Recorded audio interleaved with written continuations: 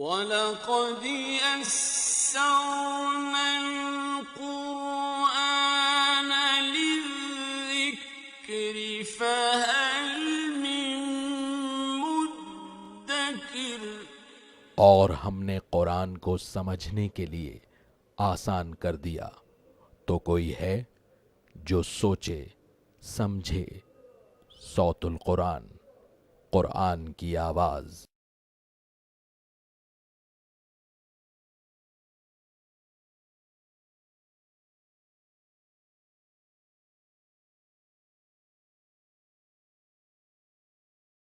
نحمده ونصلي على رسوله الكريم اما بعد فاعوذ بالله من الشيطان الرجيم بسم الله الرحمن الرحيم ما كان للمشركين ان يعمروا مساجد الله شاهدين على انفسهم بالكفر اولئك حبطت اعمالهم وفي النار هم خالدون۔ صدق اللہ العظیم۔ سورہ توبہ آیت نمبر 17 سے ہم اپنا مطالعہ شروع کر رہے ہیں۔ اب تیسرا رکوع اس سورہ مبارکہ کا شروع ہو رہا ہے۔ یہ رکوع بھی فتح مکہ سے پہلے نازل ہوا تھا، جبکہ اہل ایمان کو مکے والوں کے خلاف اقدام کے لیے تیار کرایا جا رہا تھا۔ اس رکوع میں مشرکین کے متعلق یہ بتایا جا رہا ہے کہ وہ ناحق پر ہیں، اسی طرح اہل ایمان کے خوبصورت انجام کا ذکر ہے، اور اللہ کے راستے میں محنت کرنے کے لیے ایک جذباتی انداز، اپیلنگ انداز اختیار کیا گیا ہے۔ ما کان للمشرکین ان یعمروا مساجد اللہ، مشرکین کا یہ کام نہیں کہ وہ آباد کریں اللہ کی مساجد کو، شاہدین علی انفسہم بالکفر، جبکہ وہ اپنے اوپر کفر کے گواہ بھی ہیں۔ اولئک حبطت اعمالہم، یہی وہ لوگ ہیں جن کے اعمال ضائع ہو گئے، وفی النار ہم خالدون، اور وہ ہمیشہ ہمیشہ جہنم میں رہیں گے۔ تو یہ تو اللہ کی توحید پر کاربند لوگوں کا کام ہے کہ وہ اللہ کے گھروں کو آباد کریں۔ اس لیے اگلی آیت میں فرمایا انما یعمر مساجد اللہ، بے شک اللہ کی مساجد کو تو وہی آباد کرتا ہے، من آمن باللہ والیوم الآخر، جو ایمان لایا اللہ پر اور آخرت کے دن پر، واقام الصلاۃ وآت الزکاۃ، اور اس نے نماز قائم کی اور اس نے زکوٰۃ ادا کی، ولم یخش الا اللہ، اور اللہ کے سوا وہ کسی سے نہیں ڈرا، فعسى اولئک ان یکونوا من المہتدین، امید ہے کہ یہی وہ لوگ ہیں کہ جو ہدایت پانے والوں میں سے ہوں گے۔ اللہم ربنا اجعلنا منہم، اے اللہ ہمیں بھی ان بندوں میں شامل فرما۔ اللہ کے رسول صلی اللہ علیہ وسلم کی حدیث ہے، جامع ترمذی میں آپ صلی اللہ علیہ وسلم نے فرمایا کہ جس شخص کو مسجد آتا جاتا دیکھو اس کے ایمان کی گواہی دو، یہ ایمان کی علامت ہے، اور اللہ کے گھروں کو ایمان والے ہی آباد کرتے ہیں۔ اللہ ہمیں بھی ان لوگوں میں شامل فرمائے۔ اس کے بعد مشرکین مکہ سے کہا جا رہا ہے اجعلتم سقایۃ الحاج وعمارۃ المسجد الحرام، کیا تم نے حاجیوں کو پانی پلانا اور مسجد حرام کو آباد کرنا برابر کر لیا ہے؟ کمن آمن باللہ والیوم الآخر، اس کے جو ایمان لایا اللہ پر اور آخرت کے دن پر، وجاہد فی سبیل اللہ، اور اس نے جہاد کیا اللہ کے راستے میں، لا یستوون عند اللہ، وہ اللہ کے نزدیک برابر نہیں ہیں، واللہ لا یہدی القوم الظالمین، اور اللہ ظالمین کی قوم کو ہدایت نہیں دیا کرتا۔ اب یہ نکیر کی جاری مشرکین پر، وہ حاجیوں کی کچھ خدمت کیا کرتے تھے، لیکن اسی کے ساتھ ساتھ اللہ کے راستے سے لوگوں کو روکتے تھے، نافرمانی کے کام کرتے تھے۔ ان سے یہ کہا جا رہا ہے کہ یہ چند ظاہری نیکیاں قابل قبول نہیں، اور یہ تم اپنی چند نیکیوں پر سمجھ رہے ہو کہ تم بہت اللہ والے ہو گئے ہو، اور اپنے آپ کو اس کے برابر سمجھ رہے ہو کہ جو ایمان لایا اللہ اور آخرت پر اور اس نے جہاد کیا اللہ کے راستے میں، تو اللہ کے نزدیک یہ باتیں برابر نہیں ہیں۔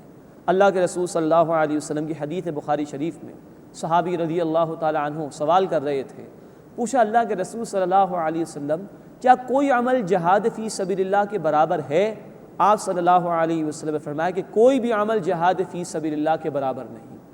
جہاد فی سبیل اللہ بخاری مسلم کی روایت کے مطابق وہ کوشش اور محنت جو اس لیے کی جائے کہ اللہ کا دین غالب ہو جائے، اس کو جہاد فی سبیل اللہ کہا جاتا ہے۔ اللہ ہمیں بھی اپنے دین کے لیے محنت کرنے کی توفیق عطا فرمائے۔ لا یستوون عند اللہ، وہ برابر نہیں اللہ کے نزدیک، واللہ لا یہدی القوم الظالمین، اور اللہ ظالمین کی قوم کو ہدایت نہیں دیا کرتا۔ الذین آمنوا وہاجروا، جو لوگ ایمان لائے اور جنہوں نے ہجرت کی، وجاہدوا فی سبیل اللہ باموالہم وانفسہم، اور انہوں نے جہاد کیا اللہ کے راستے میں اپنے مالوں اور اپنی جانوں سے، اعظم درجۃ عند اللہ، اللہ کے ہاں ان کے درجے بہت بلند ہیں۔ وَأُولَٰئِكَ هُمُ الْفَائِزُونَ، اور یہی لوگ ہیں جو کامیاب ہونے والے ہیں۔ يُبَشِّرُهُمْ رَبُّهُمْ بِرَحْمَةٍ مِّنْهُ، ان کا رب انہیں اپنی طرف سے رحمت کی خوشخبری دیتا ہے۔ وَرِضْوَانٍ وَجَنَّاتٍ، اور خوشنودی اور باغات کی خوشخبری دیتا ہے۔ لَهُمْ فِيهَا نَعِيمٌ مُقِيمٌ، ان میں ان کے لیے ہمیشہ کی نعمت ہے۔ خالدین فیہا ابدا، اس میں ہمیشہ ہمیشہ رہیں گے۔ ان اللہ عندہ اجر عظیم، بے شک اللہ کے ہاں بہت بڑا اجر ہے۔ اللہ ہمیں بھی ان لوگوں میں شامل فرمائے۔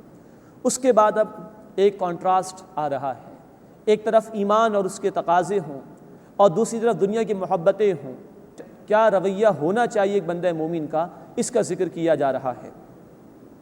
یا ایھا الذین آمنوا، اے وہ لوگو جو ایمان لائے ہو، لا تتخذوا آباءکم و اخوانکم اولیاء، اپنے باپ داداؤں کو اور اپنے بھائیوں کو دوست نہ بناؤ۔ ان استحبوا الکفر علی الایمان، اگر وہ لوگ ایمان کے خلاف کفر کو پسند کریں، چاہے سگے رشتہ دار کیوں نہ ہو، لیکن اگر وہ ایمان کو چھوڑ کر کفر کو پسند کیے بیٹھے ہیں تو ان سے تمہاری دوستی نہیں ہو سکتی۔ وَمَن يَتَوَلَّهُم مِّنكُمْ، اور تم میں سے جو ان سے دوستی اختیار کرے گا، فَأُولَٰئِكَ هُمُ الظَّالِمُونَ، تو یہی وہ لوگ ہیں جو ظالم ہیں۔ نوٹ فرمائیے، کسی کا والد، کسی کا بھائی، کسی کا کوئی اور رشتہ دار اگر وہ کافر ہے تو اس سے سلوک کیا جائے گا، دنیا کا جو بھی معاملہ ہے اس سے سلوک کے اعتبار سے اس کو روا رکھا جائے گا، لیکن حقیقی دوستی نہیں ہو سکتی ایسے لوگوں کے ساتھ۔ حقیقی دوستی وہ ایمان کی بنیاد پر ہی ہو سکتی ہے، قلبی محبت والی دوستی وہ ایمان کی بنیاد پر ہی ہو سکتی ہے۔ فرمایا یا ایھا الذین آمنوا، اے وہ لوگ جو ایمان لائے ہو، لا تتخذوا آباءکم و اخوانکم اولیاء، اپنے باپ دادا اور اپنے بھائیوں کو اپنا دوست نہ بناؤ۔ ان استحبوا الکفر علی الایمان، اگر وہ لوگ ایمان کے خلاف کفر کو پسند کریں۔ وَمَن يَتَوَلَّهُم مِّنكُمْ، اور تم میں سے جو کوئی ان سے دوستی کرے گا، فَأُولَٰئِكَ هُمُ الظَّالِمُونَ، تو یہی وہ لوگ ہیں جو ظالم ہیں۔ اس کے بعد بڑی ہلا دینے والی آیت آ رہی ہے قرآن حکیم میں۔ اللہ نے ایک ترازو ہمارے سامنے رکھی ہے، ترازو کے ایک پلڑے میں 8 محبتیں اور ترازو کے دوسرے پلڑے میں 3 محبتیں ہیں، اور کہا گیا کہ ذرا اپنا جائزہ خود لو، خود ہی اکاؤنٹیبلٹی اپنی کر لو، سیلف اسیس کر لو اپنے آپ کہ کون سی محبتوں والا پلڑا بھاری ہے۔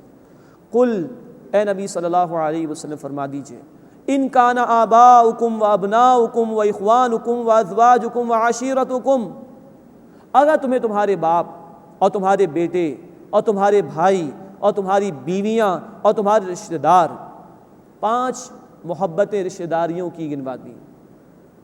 وَأَمْوَالٌ اقْتَرَفْتُمُوهَا وَتِجَارَةٌ تَخْشَوْنَ كَسَادَهَا وَمَسَاكِنُ تَرْضَوْنَهَا، اور وہ مال جو تم نے محنت سے کمائے ہیں، اور وہ تجارت جس کے نقصان کا تمہیں ڈر ہے، اور وہ گھر جن کو تم پسند کرتے ہو۔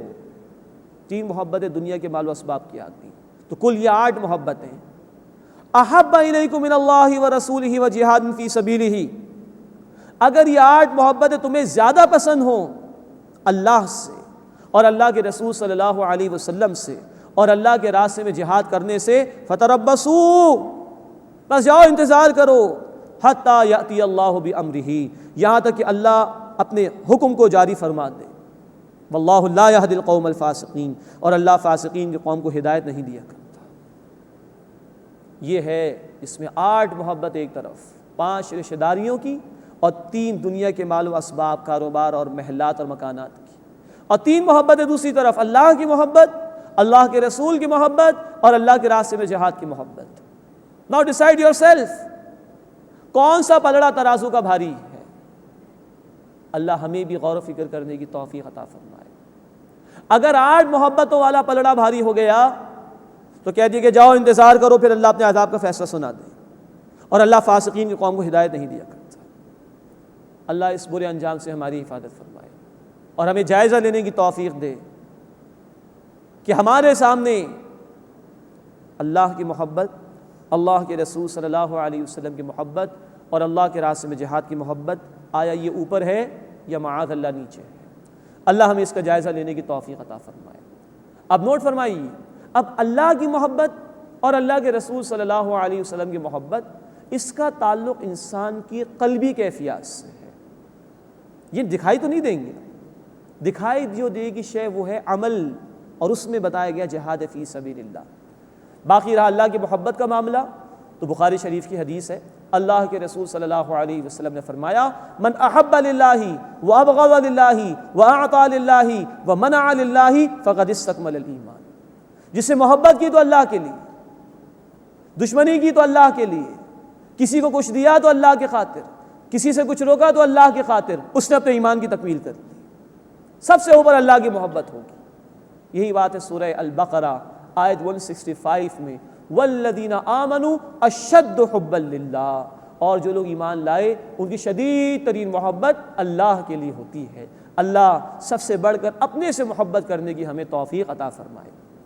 پھر رسول اللہ صلی اللہ علیہ وسلم کی محبت کا معاملہ، بخاری شریف کی حدیث ہے، آپ صلی اللہ علیہ وسلم نے فرمایا تم میں سے کوئی شخص مومن نہیں ہو سکتا جب تک کہ میں اس کے نزدیک اس کے والدین، اس کی اولاد اور تمام انسانوں سے بڑھ کر محبوب نہ ہو جاؤں۔ بخاری شریف کی حدیث ہے، اللہ کے رسول صلی اللہ علیہ وسلم نے فرمایا، حضرت عمر رضی اللہ تعالی عنہ سامنے موجود تھے، انہوں نے کہا اللہ کے رسول صلی اللہ علیہ وسلم سے، یا رسول اللہ مجھے آپ سے محبت ہے اپنی جان کے علاوہ۔ اللہ کے رسول صلی اللہ علیہ وسلم نے فرمایا جب تک میں تمہارے نزدیک تمہاری جان سے بڑھ کر عزیز نہ ہو جاؤں اے عمر تمہارا ایمان مکمل نہیں ہو سکتا۔ تھوڑی دیر کے بعد عمر رضی اللہ تعالیٰ عنہ نے فرمایا کہ اللہ کے رسول صلی اللہ علیہ وسلم اب آپ کی ذات مبارکہ میرے نزدیک میری جان سے بھی بڑھ کر عزیز ہے۔ اللہ کے رسول صلی اللہ علیہ وسلم نے فرمایا اب تمہارا ایمان مکمل ہوا۔ یہ ہے ایمان کے تقاضے۔ ان دونوں محبتوں کا اظہار ہوگا عمل۔ یہ محبت نظر نہیں آتی، کسی کے چہرے پہ لکھا ہوا تو نہیں ہوگا، نظر جو آئے گی وہ جہاد فی سبیل اللہ ہے، جس کا آغاز نفس کے خلاف محنت سے ہے۔ اس نفس کو اللہ کی اطاعت کا پابند بنانے کے لیے محنت کرنا، شیطان کے خلاف محنت کرنی ہے، بگڑے ہوئے معاشرے کے خلاف محنت کرنی ہے، اللہ کے دین کو پھیلانے کے لیے جد و جہد اور محنت کرنی ہے، یہاں تک کہ قتال کا مرحلہ آ جائے، جنگ کا مرحلہ آ جائے، جو کہ جہاد فی سبیل اللہ کا انتہائی مقام ہے، جس میں کفر اور اسلام کی طاقتوں کا مقابلہ ہوتا ہے اور بالآخر حق والوں کی کامیابی ہوتی ہے۔ یہ ہے جو جہاد فی سبیل اللہ ہوگا تو گویا اظہار ہوگا اللہ کی محبت اور اللہ کے رسول صلی اللہ علیہ وسلم کی محبت کا۔ اللہ ہمیں توفیق دے کہ ہم اللہ کی محبت، اللہ کے رسول صلی اللہ علیہ وسلم کی محبت اور جہاد فی سبیل اللہ کی محبت کو سب سے اوپر رکھیں، بقیہ حقوق نیچے رہیں، ان کی ادائیگی ہے لیکن ان تین محبتوں کے تابع رہتے ہوئے۔ بقیہ لوگوں کے حقوق ادا کرنے ہیں، ان کے حقوق کی ادائیگی یقیناً ہے، لیکن اللہ کے رسول اور اللہ کے راستے میں جہاد کی محبت کے تابع رہتے ہوئے۔ فتربصوا، جاؤ انتظار کرو، حتی یأتی اللہ بامرہ، یہاں تک کہ اللہ کا حکم آ جائے، واللہ لا یہدی القوم الفاسقین، اور اللہ تعالیٰ فاسقین کی قوم کو ہدایت نہیں دیتا۔ اب یہ تیسرا رکوع مکمل ہو گیا۔ رکوع نمبر 2 اور رکوع نمبر 3 میں جیسے کہ عرض کیا گیا اہل ایمان کو ابھارا گیا تھا مکے والوں کے خلاف اقدام کے لیے۔ یہ آیات نازل ہوئی تھیں فتح مکہ سے پہلے۔ اب رکوع نمبر 3 اور 4 آ رہے ہیں، ان میں وہی موضوع ہے جو پہلے رکوع کا موضوع تھا۔ مشرکین کے لیے اعلان برات ہو گیا اور ان کو 4 مہینے کی مہلت دے دی گئی تھی۔ اب چوتھا اور 5واں رکوع یہ مل جائیں گے پہلے رکوع کے ساتھ جا کر، اور جو پہلے رکوع کے مضامین تھے انہی کا ذکر اب یہاں پر آ جائے گا۔ چوتھے رکوع میں مسلمانوں کو اقدام کے لیے تیار کرایا جا رہا ہے۔ غزوہ حنین کا بھی حوالہ یہاں دیا گیا ہے، اور مشرکین کے لیے آئندہ حج کی ممانعت کا اعلان کر دیا گیا، اور ایک اسلامی حکومت میں اہل کتاب کا اسٹیٹس کیا ہوگا اس کا ذکر بھی آ رہا ہے۔ فرمایا لقد نصرکم اللہ فی مواطن کثیرہ، یقیناً اللہ نے تمہاری مدد فرمائی بہت سے میدانوں میں، کئی مقامات پر۔ ویوم حنین، اور حنین کے دن، اذ اعجبتکم کثرتکم، جبکہ تم اپنی کثرت پر خوش ہو رہے تھے، فلم تغن عنکم شیئا، تو اس کثرت نے تمہیں کچھ فائدہ نہیں دیا، وضاقت علیکم الارض بما رحبت، اور زمین تم پر کشادگی کے باوجود تنگ ہو گئی، ثم ولیتم مدبرین، پھر تم پیٹ پھیر کر چلے گئے تھے۔ ثم انزل اللہ سکینتہ علی رسولہ وعلی المؤمنین، پھر اللہ تعالیٰ نے اپنے رسول صلی اللہ علیہ وسلم اور اہل ایمان پر تسکین نازل فرمائی، وانزل جنودا لم تروها، اور وہ لشکر اتارے یعنی فرشتے جو تم نے نہیں دیکھے، وعذب الذین کفروا، اور کافروں کو عذاب دیا، وَذَلِكَ جَزَاءُ الْكَافِرِينَ، اور یہی سزا ہے کفر کرنے والوں کی۔ یہ اب اشارہ کیا گیا ہے غزوہ حنین کی طرف۔ فتح مکہ کے چند ہی دن کے بعد شوال 8 ہجری میں یہ معرکہ پیش آیا۔ مکے اور طائف کے درمیان 2 قبائل تھے، حوازن اور ثقیف کے، ان کے خلاف اقدام کا فیصلہ کیا تھا رسول کریم صلی اللہ علیہ وسلم نے۔ 12,000 کا لشکر تھا مسلمانوں کا۔ مسلمانوں نے محسوس کیا اب تو ہماری تعداد بہت زیادہ ہے، پہلے ہم کم ہوتے تھے تب بھی غالب آ جاتے تھے، تو یہ چیز دل میں آ گئی کہ تعداد کی طرف نظر ہو گئی، جبکہ اصل بات یہ ہے کہ نظر ہونی چاہیے اللہ کی طرف۔ بندہ مومن کا اسباب پر توکل نہیں ہوتا بلکہ مسبب الاسباب پر ہوتا ہے۔ تو یہ ہوا کہ جو وہ قبائل تھے ان کے تیر اندازوں نے بھرپور طریقے پر تیر چلائے اور مسلمانوں کے کچھ صحابہ شہید بھی ہوئے، بھگدڑ بھی مچی۔ اللہ کے رسول کھڑے ہوئے صلی اللہ علیہ وسلم، اللہ کے رسول نے پکارا، انا النبی لا کذب، میں اللہ کا نبی ہوں، میں جھوٹ نہیں بولتا، اور اپنی طرف صحابہ کرام رضی اللہ تعالی عنہم اجمعین کو بلایا۔ پھر مسلم شریف کی روایت ہے آپ صلی اللہ علیہ وسلم نے ہاتھ میں مٹی لے کر اس کو مشرکین کی طرف پھینکا تو ان کے اندر بھگدڑ بچی اور پھر مسلمانوں کو سنبھلنے کا موقع مل گیا۔ تو اللہ کے رسول ایک پہاڑ کی طرح ڈٹے رہے، پھر صحابہ کھڑے ہوئے رضی اللہ تعالی عنہم اجمعین، اور پھر مشرکین کا زور ٹوٹ گیا۔ تو اس واقعے کے بیان کے ذریعے سے یہ توجہ دلائی جا رہی ہے اب بھی تمہیں اقدام کرنا ہے مشرکین کے خلاف یا آئندہ کوئی اقدام کرنا ہو کسی کے خلاف تو تمہاری توجہ اسباب پر نہیں ہونی چاہیے بلکہ مسبب الاسباب پر ہونی چاہیے۔ ثم یتوب اللہ من بعد ذلک علی من یشاء، پھر اس کے بعد اللہ جس کی چاہے گا توبہ قبول فرمائے گا۔ واللہ غفور الرحیم، اور اللہ بہت بخشنے والا مسلسل رحم فرمانے والا ہے۔ یا ایھا الذین آمنوا، اے وہ لوگ جو ایمان لائے ہو، انما المشرکون نجس، بے شک مشرکین ناپاک ہیں، فلا یقربوا المسجد الحرام بعد عامہم ھذا، تو وہ قریب نہ جائیں مسجد حرام کے اس سال کے بعد۔ یہ ممانعت ان کے لیے ہمیشہ کے لیے کر دی گئی۔ وَإِنْ خِفْتُمْ عَيْلَةً، اور اگر اے مسلمانوں تمہیں محتاجی کا ڈر ہو، فَسَوْفَ يُغْنِيكُمُ اللَّهُ مِنْ فَضْلِهِ إِنْ شَاءَ، تو اللہ جلد تمہیں غنی فرما دے گا اپنے فضل سے اگر وہ چاہے گا۔ ان اللہ علیم حکیم، بے شک اللہ تعالیٰ خوب علم رکھنے والا حکمت والا ہے۔ اب یہاں یہ تسلی دی جا رہی ہے کہ رزق کے حوالے سے پریشان نہ ہو، کیونکہ مشرکین کے بت رکھے ہوئے تھے خانہ کعبہ میں، پورے عرب سے لوگ وہاں پر آیا کرتے تھے اور تجارت وغیرہ کا سلسلہ بھی جاری رہتا تھا، تو خوب خوشحالی تھی مکے میں۔ مسلمانوں کو تھوڑا سا شبہ ہوا کہ ٹھیک ہے یہ شرک کی ممانعت ہو گئی، اب آئندہ یہ لوگ حج نہیں کریں گے، تو ایسا تو نہیں کہ ہم کہیں محتاجی کا شکار ہو جائیں، تو فرمایا کہ اللہ پر توکل رکھو، اللہ چاہے گا تو اپنے فضل سے تمہیں غنی فرما دے گا۔ نوٹ فرمائیے، آج مسلم ممالک میں بھی یہی بحث ہے کہ اگر اللہ کے احکامات کو نافذ کر دیں گے تو مشکل میں پڑ جائیں گے، ہم پہ سینکشنز لگ جائیں گی، ہم پہ پابندیاں لگ جائیں گی، ہم بدحالی کا شکار ہو جائیں گے، ہم تباہ و برباد ہو جائیں گے۔ یہ بات غلط ہے۔ قرآن تو یہ کہتا ہے سورۃ المائدہ آیت نمبر 66 میں کہ اگر اللہ کے احکامات کو نافذ کیا جائے تو آسمان سے بھی رحمتیں برسیں گی اور زمین بھی اپنے خزانے کھول دے گی۔ اللہ اس بات کا ہمیں یقین عطا فرمائے اور اپنے احکامات پر عمل کرنے اور ان کے نفاذ کے لیے محنت کرنے کی توفیق عطا فرمائے۔ اس کے بعد اہل کتاب کے اسٹیٹس کو بیان کیا جا رہا ہے کہ کیا ان کا اسٹیٹس ہوگا ایک اسلامی حکومت میں۔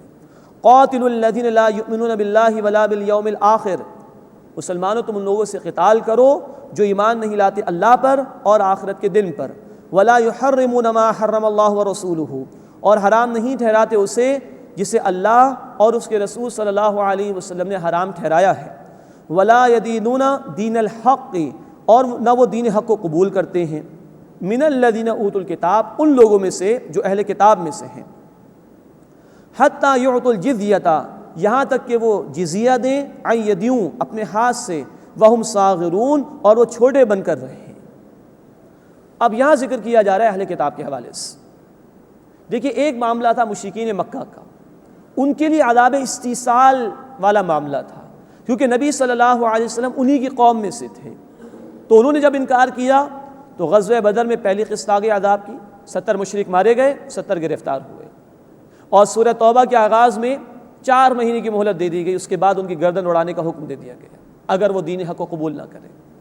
اہل کتاب کے لیے ایک اور آپشن ہے، قبول کر لیں تو مسلمانوں کے بھائی ہو جائیں گے،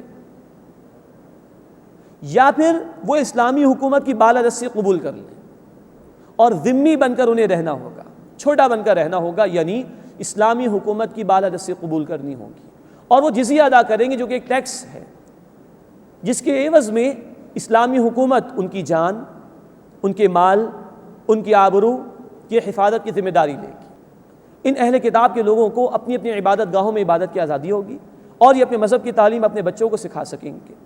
تو یہ ہے اہل کتاب کے لیے ایک آپشن، قبول کر لیں تو بھائی ہو جائیں گے مسلمانوں کے، قبول نہیں کرتے تو چھوٹے بن کر رہیں، جزیہ دیں گے جو کہ ٹیکس ہے، ان کی پروٹیکشن کے لیے اسلامی حکومت ان سے لے گی، اور اگر یہ بھی نہیں تو پھر جنگ کے لیے تیار ہو جائے۔ مزید اس آیت کے حوالے سے نوٹ کیجئے کہ ان لوگوں سے قتال کرو جو اللہ پر ایمان نہیں رکھتے، آخرت پر ایمان نہیں رکھتے اور اسے حرام نہیں ٹھہراتے جسے اللہ نے حرام ٹھہرایا اور اللہ کے رسول صلی اللہ علیہ وسلم نے حرام ٹھہرایا۔ معلوم ہوا کہ کسی شے کے حلال حرام کے فیصلے کرنے کا اختیار اللہ کو حاصل ہے اور اللہ کے اذن سے اللہ کے رسول صلی اللہ علیہ وسلم کو بھی حاصل ہے۔ یہ ہے اتھارٹی آف سنہ، حجیت حدیث کی دلیل جو قرآن سے ہمیں ملتی ہے۔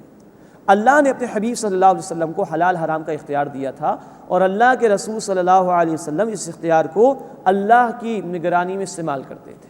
ہم پڑھ چکے ہیں سورۃ الاعراف آیت نمبر 157 میں آپ صلی اللہ علیہ وسلم پاکیزہ چیزوں کو حلال قرار دیتے ہیں اور ناپاک چیزوں کو حرام قرار دیتے ہیں۔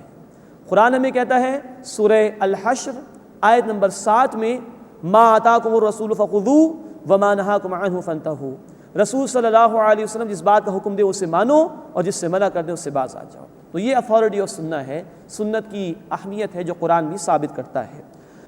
جزیے کے متعلق ایک بات اور مزید نوٹ فرمائیے کہ اگر کہیں اسلامی حکومت موجود ہے اور اہل کتاب یہ غیر مسلم لوگ موجود ہیں اور وہ جزیہ ادا کر رہے ہیں اور مفسرین نے لکھا ہے کہ فار اینی ریزن اسلامی حکومت ان کی ضروریات کو پورا نہیں کر پا رہی تو اسلامی حکومت ان کا جزیہ ان کو واپس کر دے گی۔ یہ ہے ہمارے دین کی خوبصورت تعلیمات، توازن پر مبنی۔ اس کے بعد 5واں رکوع شروع ہو رہا ہے سورہ مبارکہ کا، جس میں ہم دیکھیں گے کہ یہود و نصارہ کے شرک کا ذکر ہے، غلبہ دین کے وعدے ہیں جو اللہ تعالیٰ نے فرمائے، اور اہل کتاب میں سے علماء سوء یعنی برے علماء کا ذکر کیا گیا ہے، اور مشرکانہ رسومات کا بھی بیان آیا ہے۔ فرمایا وقالت اليہود عزیر ابن اللہ، یہود نے کہا کہ عزیر علیہ السلام اللہ کے بیٹے ہیں، معاذ اللہ۔ وقالت النصارى المسیح ابن اللہ، اور نصارہ نے کہا کہ مسیح اللہ کے بیٹے ہیں، معاذ اللہ۔ ذلک قولہم بافواہہم، یہ ہیں باتیں ان کے منہ کی، یضاہئون قول الذین کفروا من قبل، یہ دیکھا دیکھی کرتے ہیں ان لوگوں کی جنہوں نے کفر کیا ان سے پہلے۔ قاتلہم اللہ، اللہ انہیں ہلاک فرمائے۔ انا یؤفکون، وہ کہاں بہکے جا رہے ہیں۔ اب یہ آیت مبارکہ بتا رہی ہے کہ اہل کتاب نے بھی شرک کیا۔ یہود نے عزیر علیہ السلام کو اللہ کا بیٹا قرار دیا اور نصارہ نے عیسیٰ علیہ السلام کو اللہ کا بیٹا قرار دے دیا۔ اللہ تعالیٰ فرما رہے ہیں کہ جیسے گزشتہ لوگوں نے شرک کی روش اختیار کی، یہ بھی ان کی دیکھا دیکھی کر رہے ہیں، کتاب والے ہونے کے باوجود اللہ کے ساتھ شریک کر رہے ہیں اور رسولوں کو اللہ کا بیٹا قرار دے دیا انہوں نے۔ اتخذوا احبارهم ورهبانهم اربابا من دون اللہ، انہوں نے اپنے علماء اور درویشوں کو رب بنا لیا اللہ کے سوا۔ والمسیح ابن مریم، اور مسیح ابن مریم کو بھی علیہ الصلاۃ والسلام وسلام علیہ۔ روایت ہے جامع ترمذی میں حضرت عدی بن حاتم رضی اللہ تعالی عنہ نے سوال کیا رسول اکرم صلی اللہ علیہ وسلم سے، اللہ کے رسول ہم نے کیسے رب بنا لیا اپنے علماء کو؟ آپ صلی اللہ علیہ وسلم نے فرمایا کیا ایسا نہیں تھا کہ تمہارے علماء جس چیز کو حلال قرار دیتے تھے تو مان لیا کرتے تھے؟ انہوں نے کہا ہاں۔ آپ نے فرمایا کیا ایسا نہیں تھا کہ تمہارے علماء جس چیز کو حرام قرار دیا کرتے تھے تم حرام مان لیا کرتے تھے؟ انہوں نے فرمایا کہ ہاں۔ تو آپ صلی اللہ علیہ وسلم نے فرمایا کہ یہی تو ہے اللہ کے سوا کسی کو رب بنا لینا۔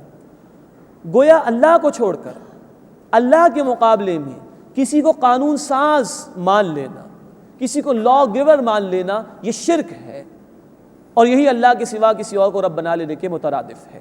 تو انہوں نے اپنے علماء اور درویش حضرات کو بھی رب بنایا اور عیسیٰ ابن مریم کو بھی، ان کو تو خدا کی خدائی میں شریک کر دیا، کب یہ دعویٰ کیا کہ وہ خدا ہیں، معاذ اللہ۔ اس پر اللہ تعالیٰ نفی فرما رہے ہیں۔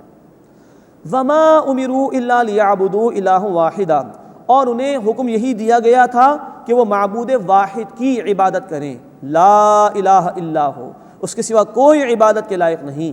سبحانہ عما یشرکون، وہ اس سے پاک ہے جو وہ شریک کرتے ہیں۔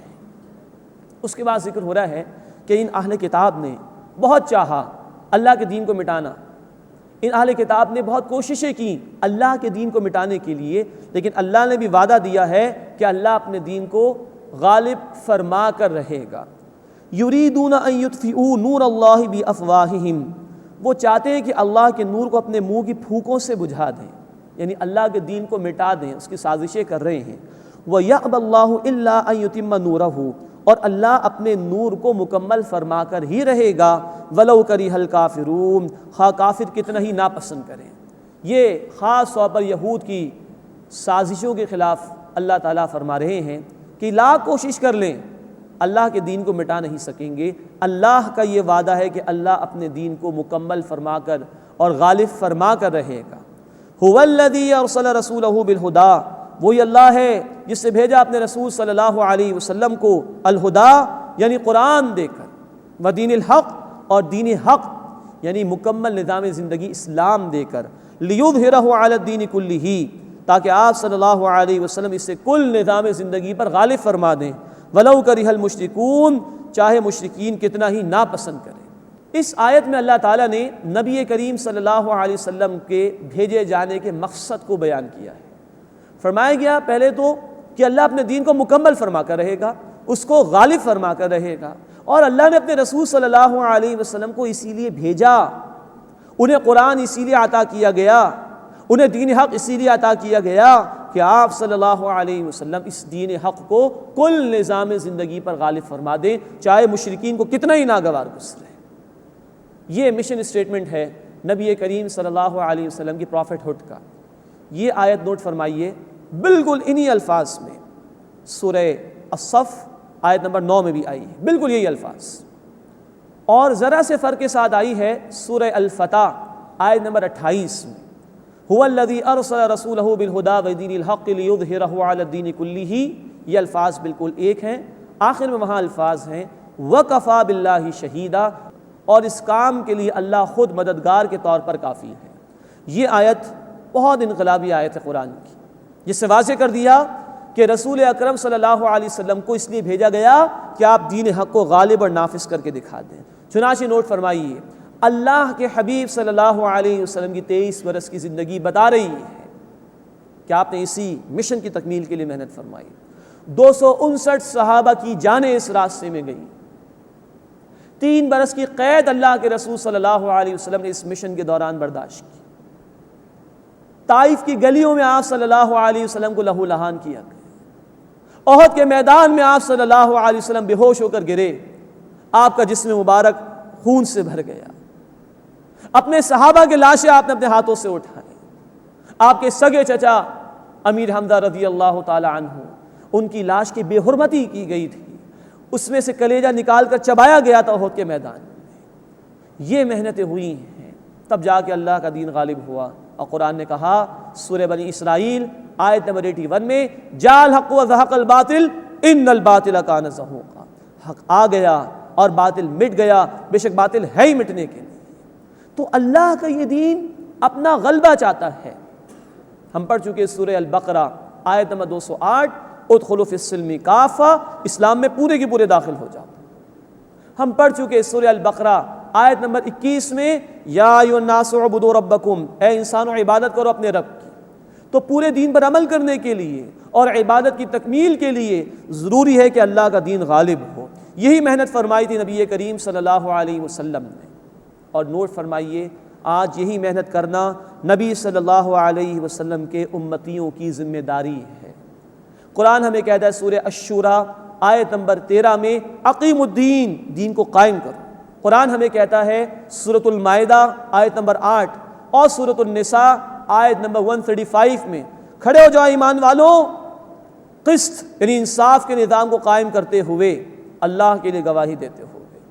اب جو بھی رسول اکرم صلی اللہ علیہ وسلم کو مانتا ہے، اس کی ذمہ داری ہے کہ اس دین حق کو غالب کرنے کی کوشش کرے۔ مزید نوٹ فرمائیے، اللہ کا یہ وعدہ کہ وہ اپنے دین کو مکمل فرما کر رہے گا، غالب فرما کر رہے گا، یہ ہم سے بھی ہے۔ قیامت سے پہلے پہلے اللہ کا یہ دین کل روئے ارضی پر انشاءاللہ غالب ہوگا۔ اللہ نے قرآن میں اشارے دیے ہیں۔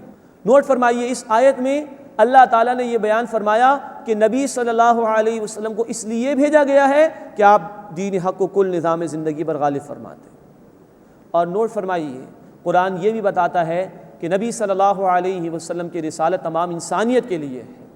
چنانچہ سورہ الاعراف آیت 158، سورۃ الانبیاء آیت نمبر 107 اور سورہ سبا آیت نمبر 28، ان مقامات پر اللہ نے واضح فرمایا کہ نبی صلی اللہ علیہ وسلم کی رسالت تمام انسانیت کے لیے ہے۔ ان دو باتوں کا حاصل یہ ہے، کیونکہ آپ کی رسالت تمام انسانیت کے لیے ہے اور آپ کو اس لیے بھیجا گیا کہ کل نظام زندگی پر دین حق غالب ہو جائے، تو یہ کام ضرور ہونا ہے، اور جب یہ کام ہوگا، کل روئے ارضی پر اللہ کا دین غالب ہوگا، تبھی آپ صلی اللہ علیہ وسلم کا یہ مشن کامل طور پر پائے تکمیل کو پہنچ سکے گا۔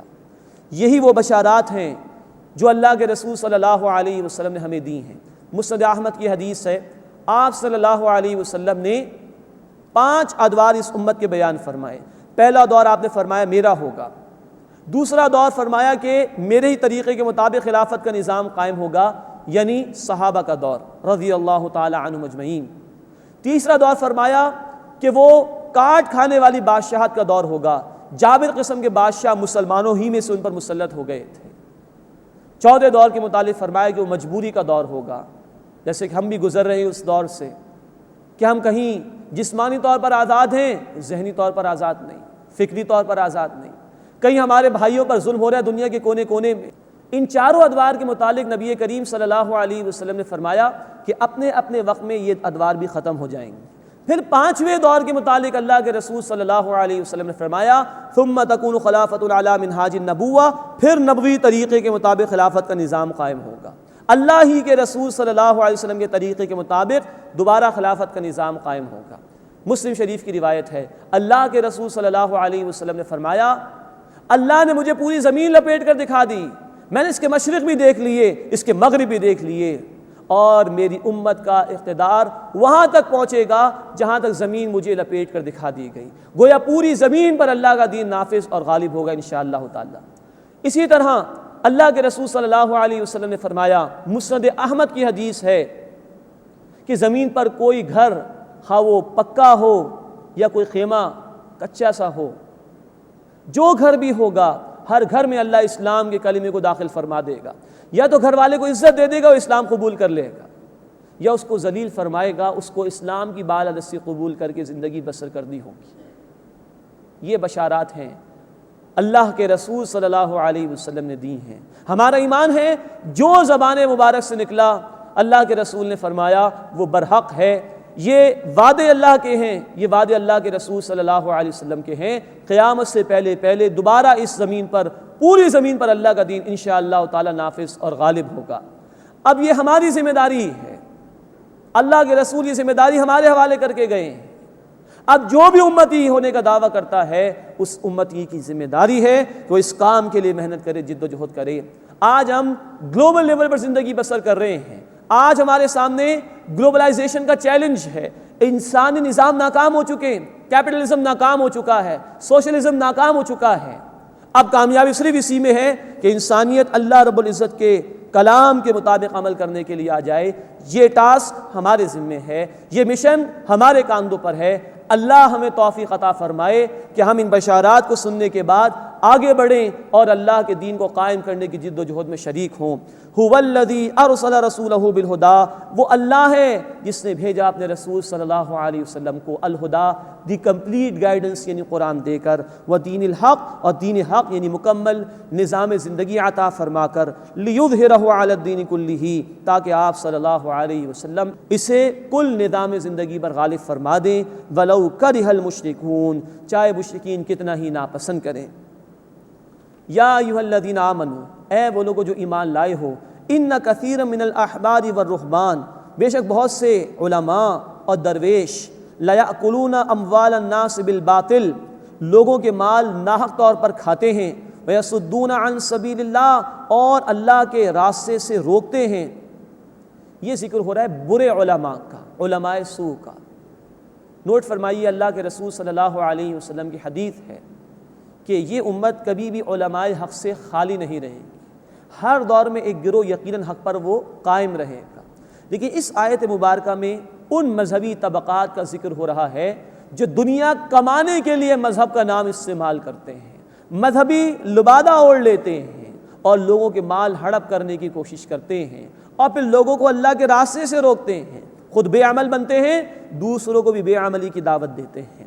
ایسے لوگوں کا یہاں ذکر کرنے کے بعد کہا جا رہا ہے والذین یکنزون الذھب والفضة، اور وہ لوگ جو سونا چاندی جمع کر کے رکھتے ہیں، ولا ينفقونها فی سبیل اللہ، اور اسے اللہ کے راستے میں خرچ نہیں کرتے، فبشرہم بعذاب علیم، اے نبی صلی اللہ علیہ وسلم ان کو دردناک عذاب کی بشارت دے دیجیے۔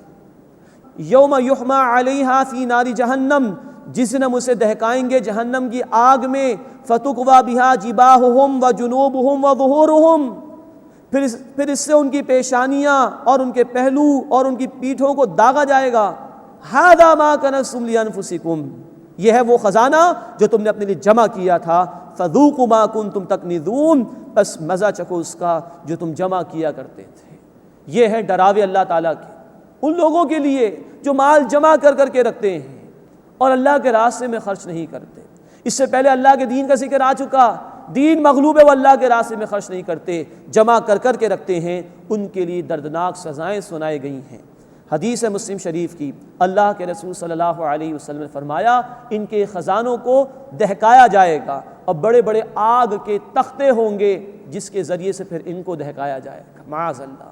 ایک اور حدیث بخاری شریف میں انسان کا مال گنجے سانپ کی شکل میں آئے گا، گنجے سانپ کی شکل میں آئے گا اور اس کو ڈسے گا اور کہے گا میں ہوں تیرا مال، اپنے کیے کا مزہ چکھ لے، تو نے مجھے جمع کیا تھا اب اس کا مزہ چکھ لے۔ اللہ اس انجام سے ہماری حفاظت فرمائے اور ہمیں اپنے راستے میں مال خرچ کرنے کی توفیق عطا فرمائے۔ ہم پڑھ چکے سورۃ البقرہ آیت نمبر 261 میں جو لوگ اللہ کے راستے میں خرچ کرتے ہیں اللہ 700 گنا اور اس سے زائد جس کو چاہتا ہے عطا فرماتا ہے۔ ان عدت الشہور عند اللہ 12 شہرا فی کتاب اللہ، بے شک مہینوں کی تعداد اللہ کے نزدیک اللہ کے حکم میں 12 مہینے ہے۔ یوم خلق السماوات والارض، جس دن سے اللہ نے آسمانوں اور زمین کو پیدا فرمایا، منہا 4 حرم، ان میں 4 مہینے حرمت والے ہیں۔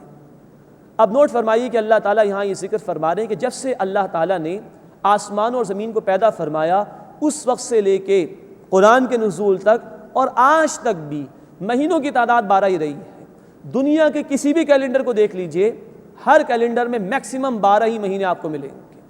یہ بھی گویا قرآن کی صداقت کی ایک دلیل ہے، ورنہ کوئی قوم چاہتی وہ قرآن کا انکار کر دیتی معاذ اللہ، اور وہ 13 مہینے کا کیلنڈر بنا دیتی یا 11 مہینے کا کیلنڈر بنا دیتی، لیکن نہیں، اللہ کا کلام صداقت پر مبنی ہے۔ کسی قوم کے کیلنڈر کو لے لیجئے، مصریوں کا کیلنڈر لے لیجئے، ہندوؤں کا کیلنڈر لے لیجئے، ہمارا قمری مہینے کا کیلنڈر لے لیجئے، شمسی مہینے کا کیلنڈر لے لیجئے، ہر کیلنڈر میں 12 ہی مہینے آپ کو ملیں گے۔ تو یہ اس کلام کی صداقت کی ایک دلیل ہے۔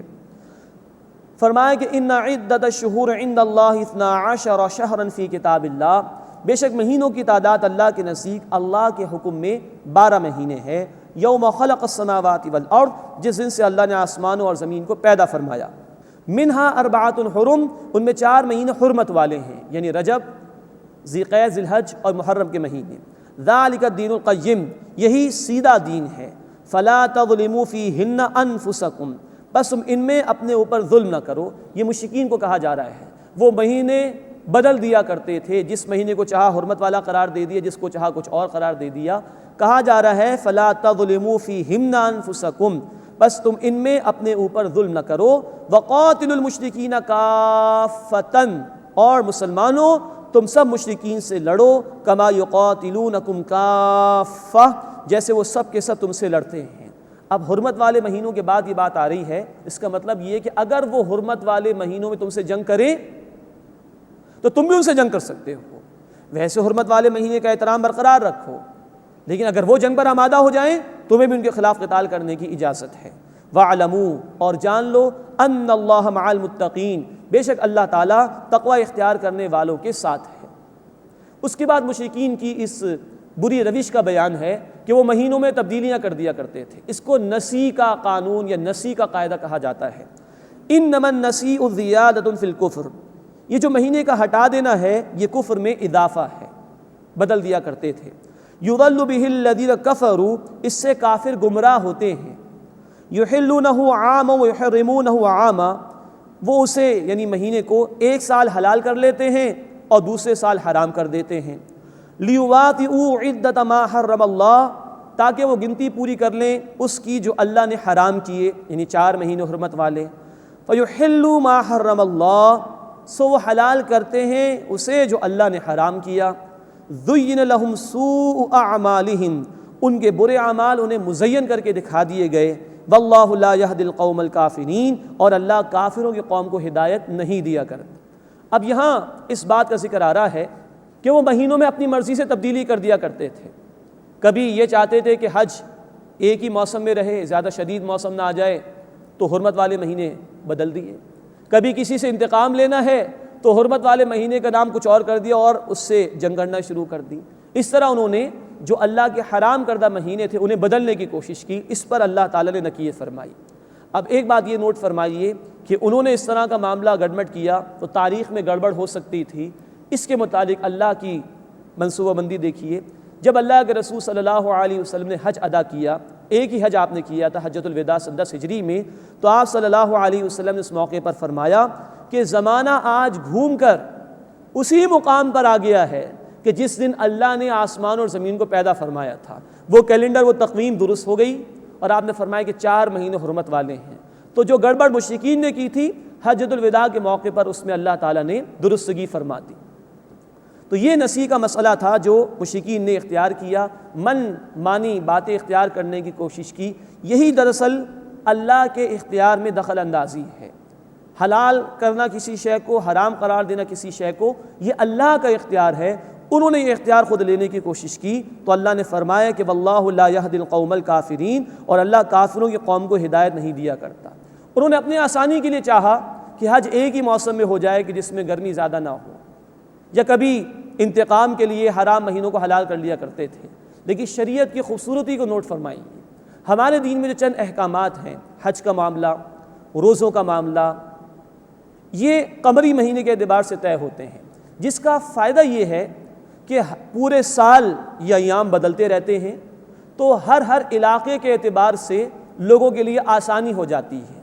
دنیا کے کچھ ممالک میں سردی بہت زیادہ ہوتی ہے، کچھ ممالک میں گرمی بہت زیادہ ہوتی ہے۔ اگر ایک ہی کیلنڈر ہوتا جیسے کہ شمسی کیلنڈر جو کہ فکسڈ ہے، تب تو کچھ لوگوں کے ساتھ بے انصافی کا معاملہ ہو جاتا۔ اللہ تعالیٰ نے جو قمری مہینوں کے تحت ہمیں احکامات دیے، حج کا معاملہ ہے، روزوں کے ایام کا معاملہ ہے، تو وہ ایام بدلتے رہتے ہیں۔